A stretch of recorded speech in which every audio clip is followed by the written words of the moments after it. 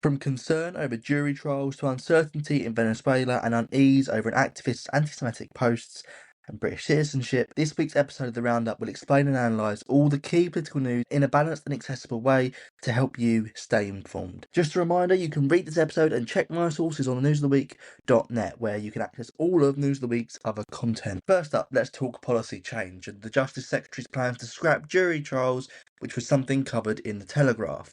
The plans would see jury trials scrapped for cases where defendants' prison sentences were less than 3 years. Instead, they would most likely be heard by magistrates. The thing is, The Telegraph noted that it's been met with rejection from a whole host of active and former judges over issues of fairness and effectiveness. So amid this and a negative political reaction which threatens the changes, let's assess whether they are feasible and whether they represent the end of democracy, as some people are alleging. Firstly, it was noted by the Constitution Society that many cases that legislation could affect and would affect wouldn't have a jury anyway. There's also an issue with the backlog of cases, since it is currently 80,000 cases strong, and not only isn't it dealt with by the plans, but it's arguably not caused by them either. As you can read in the written episode, the Constitution Society noted the backlog has increased during a period of underfunding through austerity, then was also affected by COVID, all while the systems in place are old and inefficient anyway. As for whether the plans represent a threat to democracy,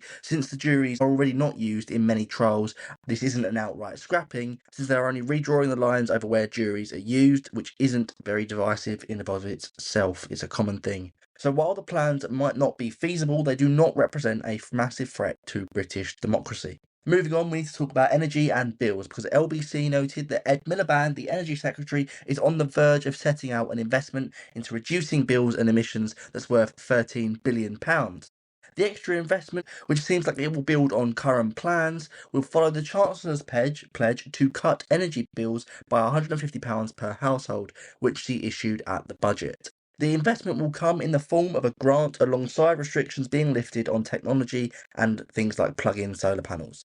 This could see them get wider use in flats, on balconies and on patios. While that sounds positive, I do have to warn that LBC said it is currently unclear who will be eligible for the grants, and that means we can't be sure on whether they'll actually deliver on the pledge through this or the overall effect it will have on the environment. Switching focus then to news on foreign policy, the main thing to talk about is obviously the developing situation in Venezuela.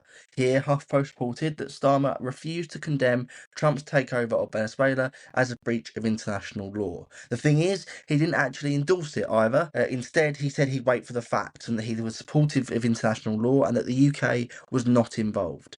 The bigger question here, though, is what happened and does it constitute a violation of said international law? Basically, the USA has embarked on what has been described as a large-scale military operation in Venezuela, which resulted in the capture of the country's president and his wife. This is after an indictment on drug and terror accusations in New York. American officials have also commented on the situation, saying the pair will face the wrath of American justice in American courts. Legal experts are calling it a crime of aggression, akin to what Putin is doing in Ukraine, and something which would violate international law. There's also a consensus that the UK has a responsibility to condemn it, although there was also praise for Starmer taking a more cautious approach. Now we're through of the bigger policy and international news, let's turn our attention to the general ongoings of British politics. Firstly, I'll sum up the Prime Minister's New Year's message. Starmer acknowledged the people's frustration and said that he too was disappointed with the pace of change. He said this while promising that things would improve and that people would feel a positive change in their lives. To illustrate this, he referenced actions like freezing rail rates, along with prescription charges and an increase to the minimum wage, as ways this year would start to feel more positive. Other parties' New Year's messages focused on the upcoming local elections, while the Tories focused on their plan going forward. Secondly, we've got to talk about your party, and specifically what is going on with their leadership chasm and how this could affect their chances at the local elections. If you remember their party conference in November, you'll remember one of the biggest outcomes was the decision on leadership structure. The membership voted for a collective that would be headed by a non-NP, with this vote being taken in late February. That disqualifies the co-leaders currently, who are Jeremy Corbyn and Zara Sultana. Due to when the vote will take place in February, it will most certainly be too late for the party to organise a proper local election effort with candidates, so it's thought they will back community independence instead. So prominent people within the community that align with their politics. Now, you're probably thinking that doesn't bode well for a local election, and you're right, it probably doesn't.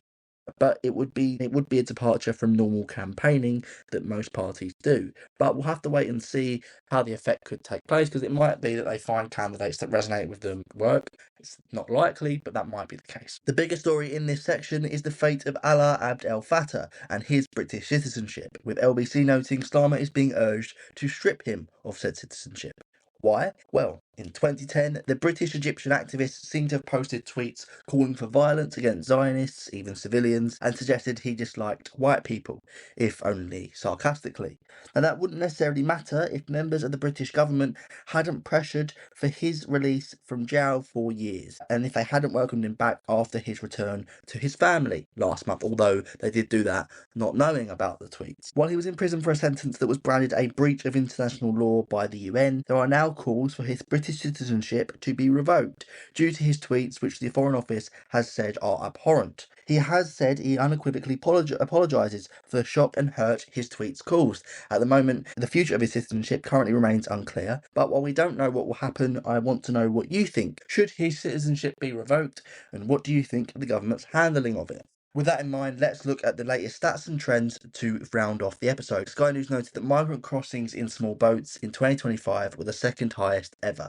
There was a total of 41,472 migrants to cross the channel in small boats last year. That was 13% higher than the year before that in 2024, but 9% lower than the 2022 high of 45,774. These numbers, which aren't considered good for the government, come after they have tried to implement preventative measures like the one in, one out deal or expanding counter-terrorism powers. In general, they're also trying hard to change, but in doing that, they are facing backlash from their party and possibly from the courts as well. In general, that's all the news I covered this week with the Roundup. If you want to see more of these stories in more detail, you can read the written version of the Roundup on my website, like I said earlier, newsoftheweek.net. And if you want more content from News of the Week, feel free to check out Stupid Stories and the explainer content we do on our socials. The Roundup will be back next week for more of the same clear explanation and balanced analysis, but for now, have a good week and bye.